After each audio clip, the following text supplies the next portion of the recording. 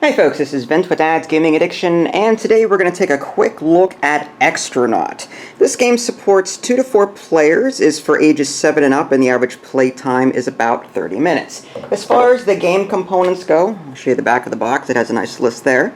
Here it is. The game contains 108 playing cards, 29 mission cards, 4 player boards, 8 tracker tokens, and 1 rulebook. And to show you what that looks like, here's the box insert, first of all. You've got player tokens here. There's a square and a circle of each color, of each of the 4 different colors. The square is used as a tracker here on the right-hand side. There's numbers going up. This tracks the amount of delta V, which acts as, well, it stands for change in velocity, for those of you that don't know that, but it tracks your delta V or your currency as you put these cards down to build your rocket. And your ultimate goal here is to build rockets in order to successfully launch them and complete your mission cards that you have active here. Each player has 1 active mission card at a time. So, yeah, as far as the mission cards go, let's go ahead and just show you what that looks like. The back side of it just shows you a quick briefing. When players draw new missions throughout the game, they're going to draw 3 of them, read the briefing, and then choose one, and then they'll be able to flip it over and use it as their active mission once they've completed the mission that they start with at the very beginning of the game. Each player starts with 1 active mission. But as far as the active side goes, you've got a lot of different things going on here, like you've got a number of planets here. Basically, players can put down gravity assist cards from this deck of cards here to help them earn Delta V in order to meet this goal, which is listed right here. Any critical components or vehicles that need to be added to the vehicle or to the rocket will be listed on the card as well. This will tell you how many victory points or how many data points that you'll earn for completing this mission. If you use a small ship, then, or a small spacecraft rather, then it'll be worth 4 points. If you use a medium-sized spacecraft, it'll be worth 5. And if you use a large spacecraft, it'll be worth 7. And those data points, whenever you successfully launch a rocket, and you earn these data points down here, you'll move this little blue circle token here. It starts from this total data points here and then moves up this tracker. And the first player to reach 10 points will win the game. So, long story short, you're going to get a hand of 5 cards, okay? And you're going to use these cards, play them on this board here. And then as you play them on the board, you're going to be earning this currency called Delta V. And if you have enough Delta V, that meets the requirement on the card, plus any vehicles that you're required to have, you can successfully launch it, earn data points listed on your mission card, and earn these data points, and again, the first player to 10 wins. That's basically, in a nutshell, how the game works. But as far as the gameplay goes, let me just quickly show you what a player turn looks like. Everyone starts with 5 cards. And let me show you some of the cards here. Like, here's a spacecraft card. It'll tell you in the bottom right-hand corner what kind of card it is. It's large here. It's a large lander. And you can see the amount of Delta V this particular card gets. So whenever you play this down onto the appropriate spot, you can only have 1 card per spot. Like, here's left fairing, right fairing, spacecraft, second stage booster, first stage booster. These are all required, by the way, before you can actually launch the ship. And another requirement, they all have to be of the same type, of the same company, like Delta, for example, or Falcon, or the gravity assist ones don't have one, and the action cards don't have one. But in order, these particular cards here have particular manufacturers that are making these components, and they all have to be of the same type in order for you to successfully launch, in addition to having to enough Delta V in order to launch in the first place.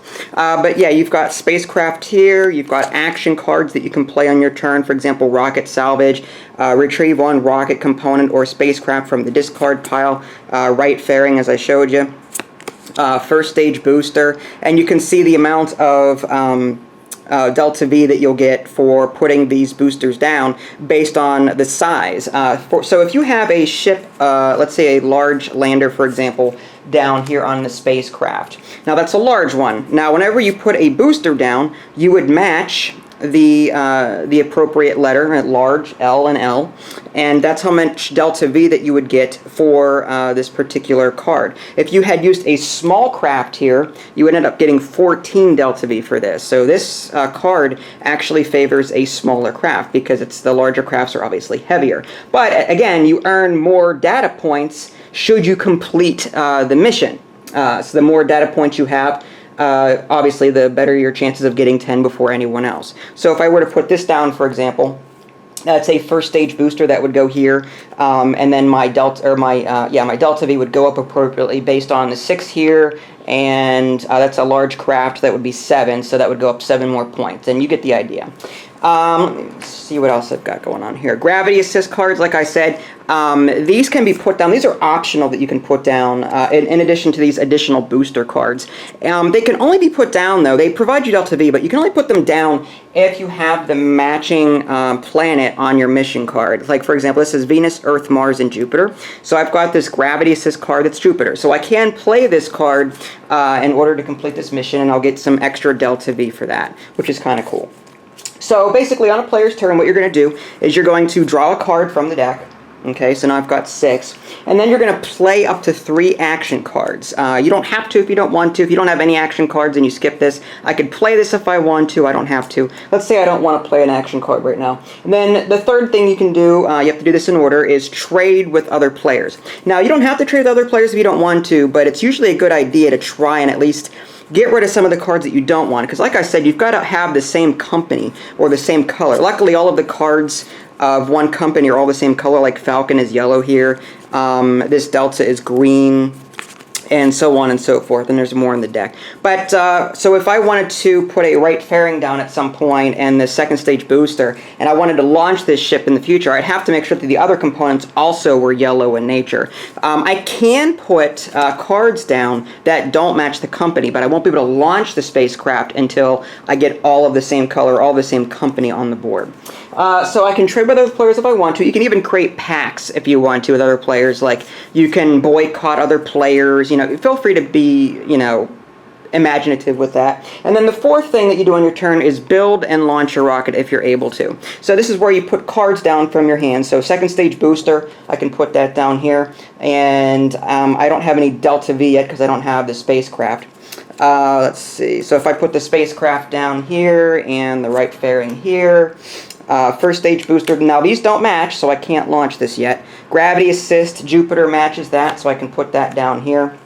There's 2 gravity assists, and at most you can have 2 gravity assists. And here's my action card that I still have. So let's go ahead and take a look at our Delta V that we have right now. The spacecraft is 6 right here, so that's going to move up to 6. This is a large craft, and this is worth 2. Had I used a small craft, it would have been worth 5, medium craft is 3, large is 2. So this goes up by 2. So basically, this is a real-time tracker. It keeps track of how your Delta V is going. You can also replace cards during this phase, too. Like, let's say you have a Falcon in your hand and you want to replace your first stage booster with your Falcon.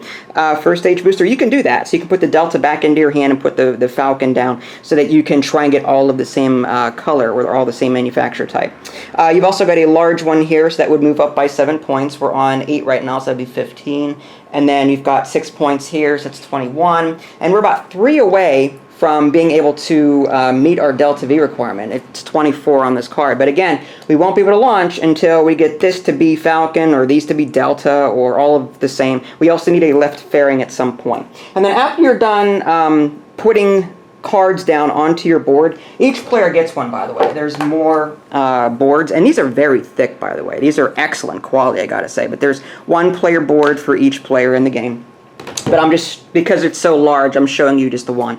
And then after that, you draw or discard down to 5 cards. So you're going to either draw up to 5 cards or draw down to 5 cards, depending on the situation. And in this case, I only had 1 card left, so I drew up to 5. And that's basically the gist of your turn. And again, players are going to continue taking turns trying to play cards onto their board to increase this cube, which is their Delta V, so that they can meet this requirement here. And then they're going to you know, try and get as much data points as possible by completing missions. Let's say I had enough on the board. I don't right now, but let's say I had enough to complete this mission. I would go ahead and just score it, put it aside, and I'd earn, let's say, because I used a large lander here, I would score 7 data points. That would be a 7 here. I'd move that to 7. Again, 10 is all I need to win, so it's a fairly quick game, unless you use smaller vehicles, which is a possibility. They're easier to launch because you get more Delta V for the small ones. But you're going to take, again, 3 mission cards from the pile in the center of the board, and you're going to go ahead, read the briefs, and then choose one, put it face up, and then you're going to try and complete that one. And then any cards that you have on the table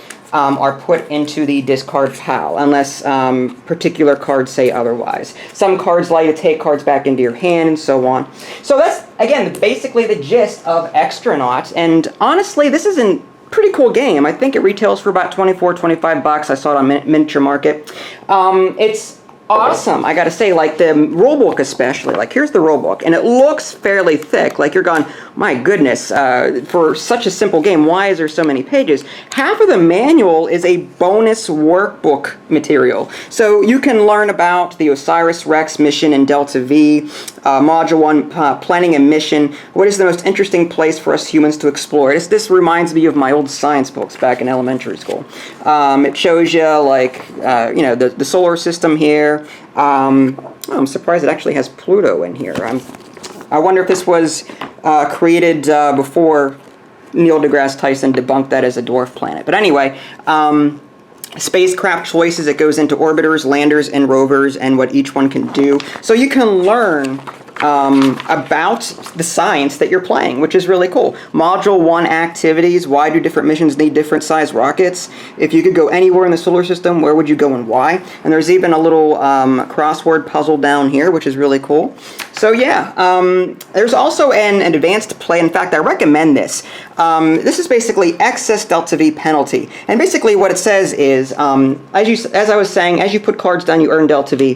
For every 5 Delta V that you go over in order to launch your rocket, you actually have to lose a data point. So let's say that my net data point for launching this rocket was, say, 5. Let's say I had a medium lander or a medium, was it rover or whatever it was, medium spacecraft, and I launched it, and I got 5 data points for it, but I had, say, 30 Delta V. That would be 5. That would be, well, 7 over the Delta V requirement here. And for every Delta V, I lose 1 data point. So instead of 5, I'd only earn 4 data points for that. And that actually is pretty cool. I like that advanced play there. So I do recommend this if you can. It even goes into further detail here. 0 to 4 kilometers, 0 points.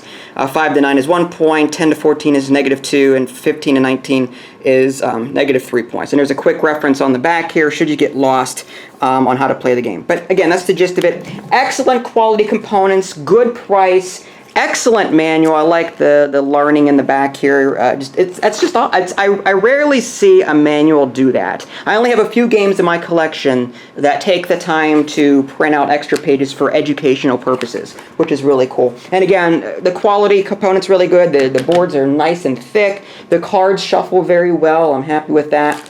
And the game is fairly light, too, so anyone can get into this, be it a smaller child or an older person, casual players that don't normally play board games. It's very easy to get into, despite the fact that the rulebook does look pretty hefty. It's really not. So, there you go, Xtronaut. Do I recommend this one? Absolutely, yes. Granted, if you're really into like heavy Euro style games, this might be considered light for you. In fact, it might be considered a filler for you. But as far as a family game is concerned, I think Xtronaut is an excellent educational scientific board game. It's granted, I mean, it's simplistic in the sense that you're collecting cards and trying to launch rockets based on the mission shown here. It's very easy, but it's still a lot of fun in my opinion, so I do recommend it. So if you guys haven't already subscribed to my YouTube channel, I'm sure Vinny and I will be playing this on camera at some point. So yeah, subscribe if you haven't already, and of course check out my official website, www.dadsgamingaddiction.com. More than likely I'll have a side article or a related article posted on my official website that can give player links to the store in case they want to buy this game, and so on and so forth. So there you go. That is Xtronaut. This is Vince. Thanks for watching, and I'll catch you next time.